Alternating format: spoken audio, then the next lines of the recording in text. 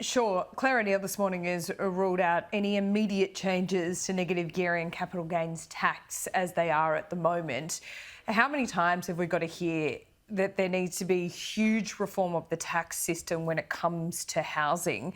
Is your side of politics going to have the guts to do this if you win the election?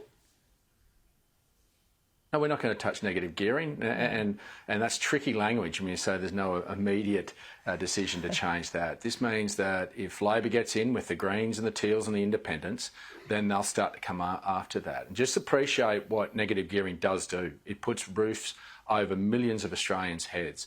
It actually takes over $2 billion a year out of the economy that the taxpayer would have to pay in social housing if we took this away. So you've got to understand there's unintended consequences, and the issue at the moment is supply. And what you want to do is make sure that you're increasing supply.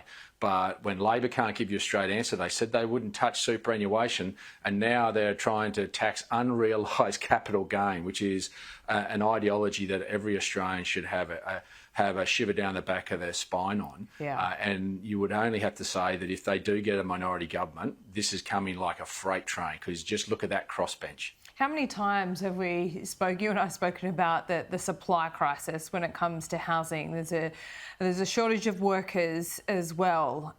State governments aren't freeing up land quick enough. What would you do if you win government to make sure we actually see something happen? Because we've articulated the problem well enough. Well, it's actually pulling the policy levers on immigration, prioritising the workers we need, banning foreigners from competing with us, but saying to state and local governments, we're prepared to partner, but there's a timeline limit on that. You've got to show intent as well. You've got to have that tough conversations with local government, and not every time that a federal government starts to throw money out to solve this problem that you put up your headworks charges that puts the cost up rather than actually increasing supply. And I think it's also an honest conversation, and I think some premiers have had this, about housing density. We've got to appreciate the way to increase stock quickly is going up, not necessarily always out. And some premiers have had the courage to do that. But these are the tough decisions that we've got to put pressure back down through the chain. Yeah. But the big lever that we can pull is immigration, and we made it very clear not only will we reduce migration, but we'll make sure that we bring the people we need. Yeah. Some premiers have had the guts to do it. Yeah, Chris Minns foreshadowed this plan, and he's been opposed for, marginal seat and local seat issues by the Liberals in New South Wales. So, self-interest and holding seats often gets in the way of supply. And I've been on the record as actually publicly acknowledging and supporting Chris Minns' courage in this a number of times. It is a conversation we're going to have, because it's also tearing up our food security if we continue to go out instead of up. And many other countries around the world have had this conversation and understand that, living on 600 square metres of dirt with a house on it isn't necessarily what the future is going to look like if the population continues to increase. But if you have a population increase, you not only have to house them, put a roof over their head, you've also got to feed them. And so we've got to make sure that we get the balance right and we plan properly.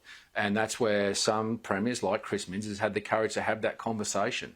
And the National Party has been very clear on that we support sensible, mature policy setting frameworks on housing. And if that means we need to go up more than out, and that gets us supply quickly and gets us that planning pen organised in an orderly way, then why wouldn't we explore it? David Littleproud, great to talk to you as always. Any prediction of when the election might be called before I let you go? Before Easter is my punt, but I wouldn't put any money on it because I'm a lousy punter. So the 5th or the 12th? One of those is my punt. Okay, lovely. You're right there with Andrew Clennell. We'll see you soon, David. Thanks. Thanks.